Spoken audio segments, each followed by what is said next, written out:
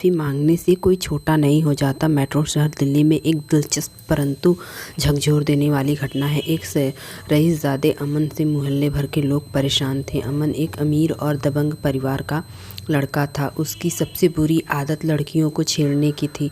राह चलते सरेआम वह लड़कियों को छेड़ता और विरोध करने पर उसके साथ बदतमीजी से पेश आता था। दबंग परिवार का होने के कारण मोहल्ले के लोग भी बचाव के लिए नहीं आते थे और उसका विरोध भी नहीं करते थे। इससे दिन प्रतिदिन उसका अहंकार बढ़ता ही जा रहा था। मोहल्ले की लड़कियां और औरतें उसके डर से घर से बाहर निकलने में भी परहेज करने लगी थीं। इसी मोहल्ले में एक सीमा नाम की लड़की रहती थी। वह कॉलेज में पढ़ती थी और साथ ही कुछ परिवार के बच्चों को ट्यूशन भी देती थी। वह रोज़ सुबह कॉलेज के लिए निकलती और दोपहर के बाद घर लौटती थी। मोहल्ले में एक तरफ जहाँ सीमा की सुंदरता के चर्चे होते थे, वहीं सादगी एवं बुद्धिमत्ता की तारीफ भी लोग करने से नहीं थकते थे।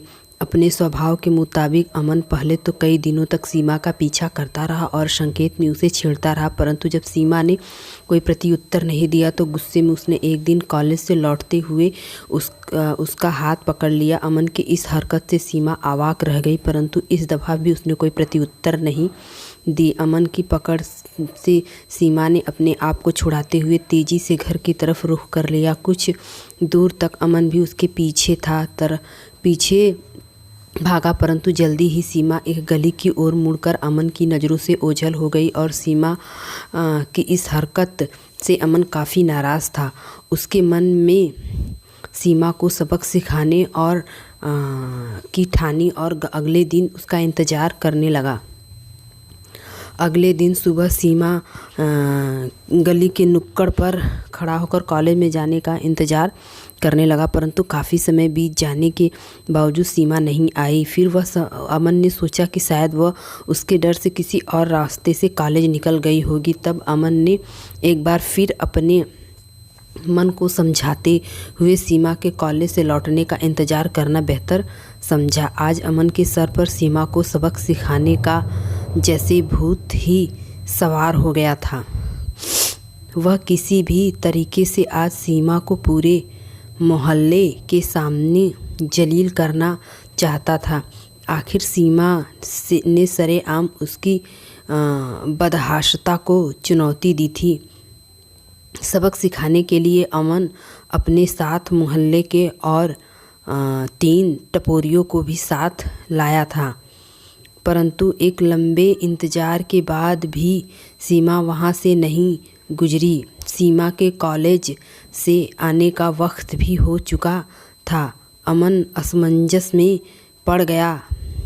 वह अभी भी नहीं जानता था कि सीमा कहाँ रहती थी और न ही अपने अहंकार में वह किसी से सीमा के घर के बारे में पूछना चाहता था। अमन उधेड़-बुन में ही था कि अचानक उसे सीमा सामने से आती हुई दिखी। वह खुशी से उछल पड़ा और बीच सड़क पर आ खड़ा हुआ। सीमा ने दूर से ही अमन को देख लिया था, इसके बावजूद वह डरी सहमी आगे बढ़ती रही।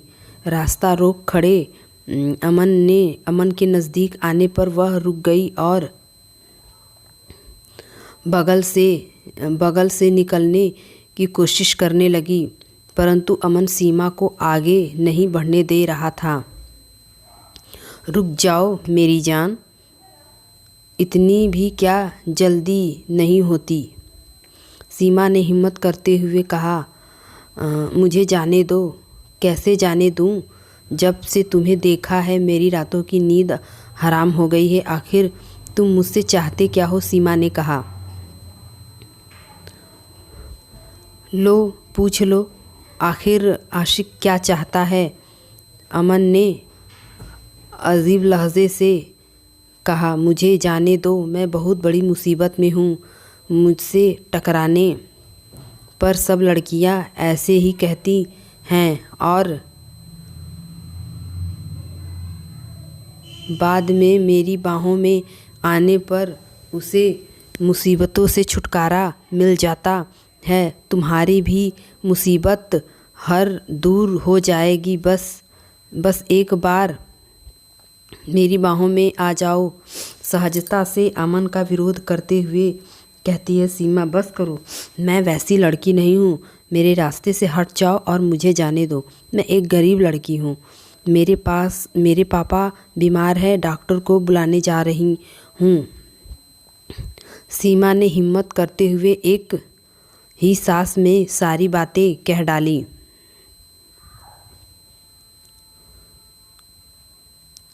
सीमा की बातों पर अमन और उसके साथी ठहाके मारकर हंसने लगे।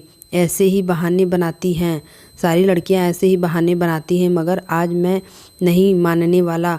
तुम्हें तो आज मैं अपने साथ लेकर ही जाऊंगा। अमन की बातों से सीमा सहम गई। उसने अमन की मनसा का विरोध करते हुए और गिड़गिड़ाते हुए कहा, आज मुझे छोड़ दो प्लीज़। मैं अगर समय पर नहीं पहुंची, डॉक्टर को लेकर घर नहीं गई, तो मेरे पापा की मौत हो जाएगी।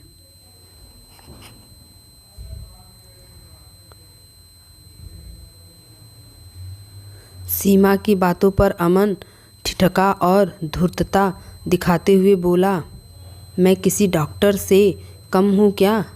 तुम्हारे पापा का इलाज मैं कर दूँगा। चल, तुम्हारे घर चलता हूँ। अमन इसी बहाने सीमा का घर देखना चाहता था, परंतु भोली भाली सीमा को उसके अमन की यह चाल समझ में नहीं आई। प्लीज़ दोस्तों यहाँ तक अगर पहुँच गए हैं तो चैनल को लाइक नहीं किए तो लाइक कर दीजिए और सब्सक्राइब कर दीजिए। यह और सीमा यह समझते हुए कि अमन जब उसके घर के हालात और उसके बीमार पिता को देखेगा तो उस पर तरस खाकर शायद उसका पीछा करना और उसे तंग करना छोड़ देगा। अमन को अपने घर ले गई। सीमा के घर के हालत को देखकर अमन को जोर का झटका लगा। एक छोटा सा घर बेतरतीब की तरह चारों तरफ सामान फैला हुआ, कोने में एक चारपाई पर लेटा एक बूढ़ा शख्स। कुछ देर के लिए वहाँ खामोशी छा गई। इस खामोशी को सीमा ने तोड़ा। यही है मेरा घर। चारपाई पर मेरे पापा लेटे हैं। पापा बीमार हैं। माँ दूसरे घरों में काम करने गई है। पापा की तबीयत ज़्यादा बिगड़ने के कारण मैं आज कॉलेज नहीं जा सकी थी। डॉक्टर को बुलाने जा रही थी, सीमा ने कहा। सीमा की एक एक बात अमन के दिल पर हथौड़े की तरह वार कर रही थी। वह मूर्ति की तरह जहाँ था वहीं खड़ा उसे सीमा की ओर देखा और आत्मगालीन से उसकी आँखों में आंसू आ गए। वह मन ही मन सोचने लगा, मैं कितना बड़ा पाप कर रहा था। मैं तो आज तक इतनी तकलीफ़ की ज़िंदगी देखी ही नहीं है। अपनी अमीरी के घमंड में मैं न जाने कितने लोगों का दिल दुखाया है।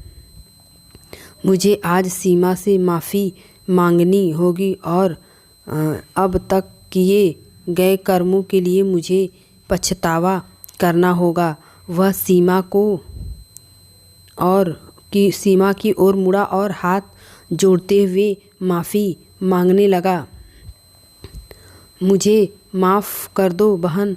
मैं आज तक इसी घमंड में जी रहा था। आज तक न ही मैंने समझा और न ही मेरे बाप ने समझाया कि जीवन कैसे जिया जाता है, जीवन का संघर्ष क्या होता है। आप महान हो बहन। इतनी गरीबी में भी आप कॉलेज में पढ़ रही हो और मैं सब कुछ होते हुए भी कॉलेज न जाकर आवारागर्दी करता हूँ।